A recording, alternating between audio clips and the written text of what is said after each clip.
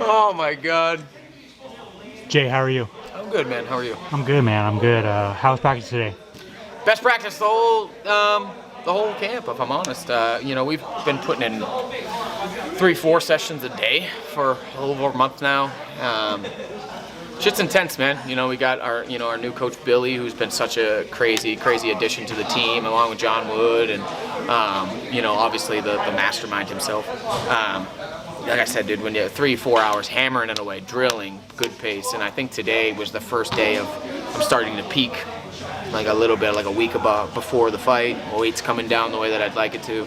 Everything in the stars seem to be aligning, so I'm good. 11 days out, how are you feeling? Fantastic. You know what I mean? I found a good mental space for me.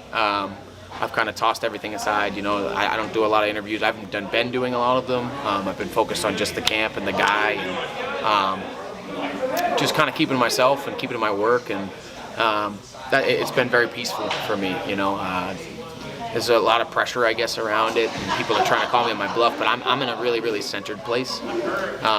I'm going to go in there and do my job and do it very well, and I know that. So preparation has been great. I'm very confident going into next week.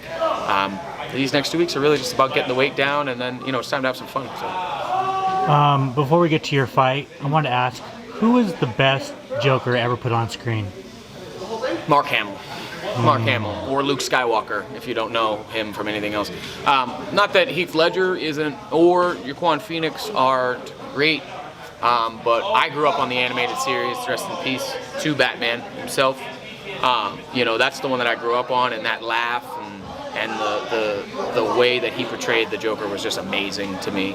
Heath Ledger was very good at like how chaotic and like also tactical that man can be. And then Joaquin Phoenix was more of like an everyday guy that everybody can kind of relate to, in that mental health issues exist and people don't take care of them. And for me, I relate more to the Joaquin Phoenix one as a person, more than I do Mark Hamill and Heath Ledger. But if, you know, when I think Joker, I think the cartoon one back when I was a kid with that laugh. When you think the Joker laugh, that's the one I think of. So Mark Hamill, obviously. Awesome, man. I wanted to touch on UFC 278 real quick. What did you learn from that fight? I gotta get going quicker. You know what I mean? I think that I gave my opponent, rightfully, a lot of respect with his big right hand, and he had a laser beam on it. He definitely, it was the first time in my career that I'd ever been wobbled like that, ever. This is my 17th fight professionally, and I've never been, my legs have never buckled like that. So it was a wake-up call, and I think it's just about establishing my range and believing in my hands. I've always believed that I have knockout capabilities, maybe not one-punch knockout power all the time, but I definitely can string my combinations together once I find my range. So that's really what we've been focusing on, is finding our range, getting our footwork down, and just letting it all go, you know. And I think that I did that in the second round, and the third, especially, you know, at the end of the fight. And if I can get that going a little bit quicker, then I'm gonna start finishing people left and right. So it wasn't anything per se that I did totally and completely wrong. It was a very competitive fight against a really tough guy. I haven't gotten any favors coming into the UFC. Mario Bautista, and then AQ, who is a very tough guy to beat. I think it was just a tiny adjustment. Another thing is that before this, I was used to 5-round fights. So for a few years before that, I fought, I think, 3 or 4 5-round fights in a row, and so my pacing was different. You know, how I would go about getting into the action and flow more. If you look at like Petr Yan, he kind of takes the first round off, and then he gets going as time goes on. That's kind of what I did, but in a 3-round fight, you really don't have that option to take a whole round off. So this one, we're just getting right to it. You know what I mean? Find your range, establish it, and start poking and playing with stuff immediately. And I think Raul is a good person to do that. I am not intimidated by Raul in any regard, especially on the feet. So, you know, I think this is a good opportunity for me to show my boxing prowess. Now that you've been in with Aoriqileng, are you, like, how did that guy make flyweight? Dude, I don't know. I looked at him like, oh, he's a flyweight. He's not going to be bigger than me. And then I got in there, and his legs are bigger than my torso. I'm sitting there, I looked at the cage. You can look in the video. I look at him, I look at my corner. I'm like, who is that guy? The guy that I saw at weigh-ins, we were sitting next to each other, like holding each other up like this with our towels on. I'm like, this guy's not that tough. And then I saw him, like, what the fuck is that? You know, and that's how, you know what, but you got to, I guess, like, the lesson in that is that you should expect that with everybody. Because Mario didn't look that big. And then I saw how big Mario was when he was walking from the tunnel. I went, it's the biggest. And I'm not small, guys. You know what I mean? Like, I was in the cage with AQ at 59. You know what I mean? Like, I wasn't small in there. So, like, for these guys to be even a little bit bigger than me is saying something about the division. And my manager's like, let's go to 25. I'm like, ha ha, you're stupid. No way. Man, yeah, it's that guy's massive. And so then big.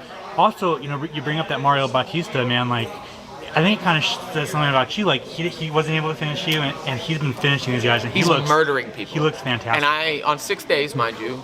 And again, I know I harp on that, I say it a lot, but like, I don't think people really understand the gravity of how good Mario Bautista is and how that man could not get me to the ground. Do you know what I mean? Raul's not gonna get me to the ground, Mario can't. And strike for strike, I think I hit him more than he hit me. You know what I mean? So he just took over in the third, and that was because of a kind of a weight cut issue, that I cut too much weight too fast, and my arms got heavy, and you know, what have you, so on and so forth. But I think it does speak to the caliber of fighter I am. I have the capability of being, which is a top 15, top 20 guy in the division that as it stands. You know, AQ was I thought I won that fight, if I'm honest, and I don't want to be disrespectful to him, because again, it was a razor close fight, but I think that with the takedowns, my control, and I displayed more mixed martial arts prowess in that fight, I think. And that was nice to be able to display that. But with Mario just wrecking people, you know, it just kind of shows me that I definitely belong with these people. I want to fight that guy again. Like, I do want that one back. And I'll get it, you know, so... yeah, I think that, you know, he's killing people. AQ's a monster. If he hits anybody with that right hand, I got a hard-ass head, dude. And the fact that he hit me like that and I went like this even a little bit means he's got a missile with that thing. So I think that, like I said before, I haven't been given any favors. You know, they've given me tough guys.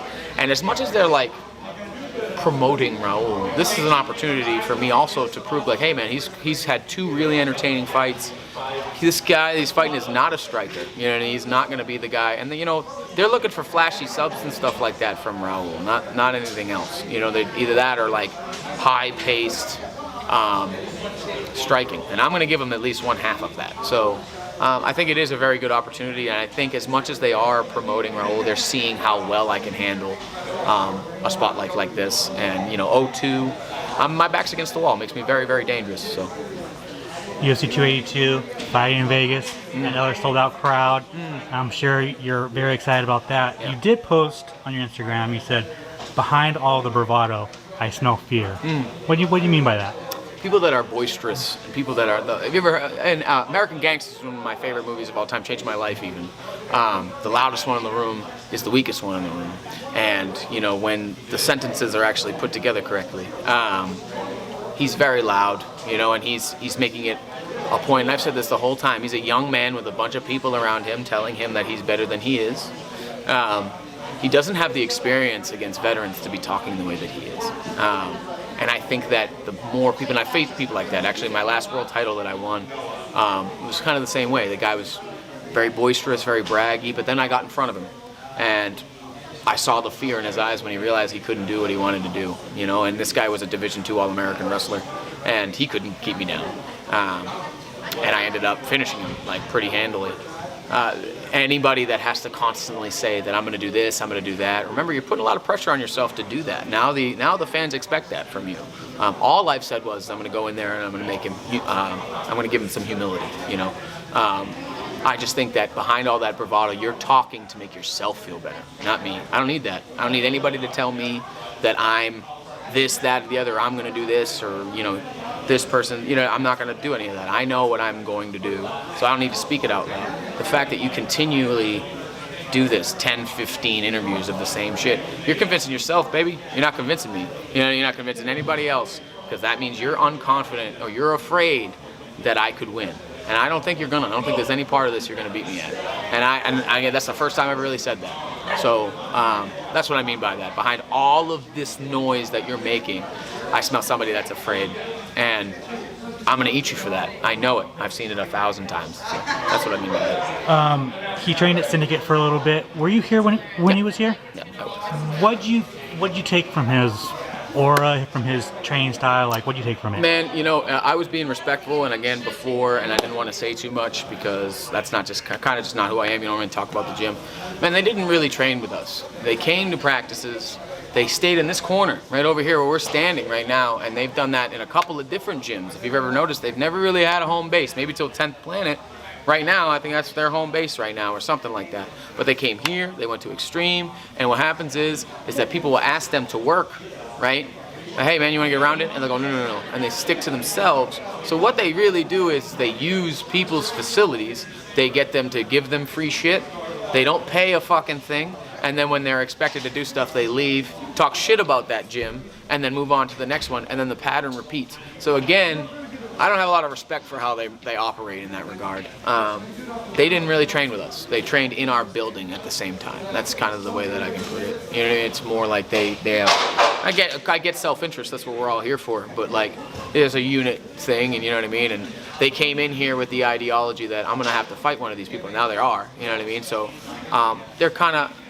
they're disloyal, and it's kind of a snaky thing to do. So, I mean, I got, I think, one wrestling round with Raul. He didn't sub me then, and I sucked about 8 months ago. If I fought myself 8 months ago, I'd beat the shit out of me. So, I'm sure he's going off of that one round that he's got, that he held me when we started in this position with a favorable thing for him. You know, I don't know. I don't really have an opinion about him. Him and his brother stick to themselves. I'm pretty sure they still do.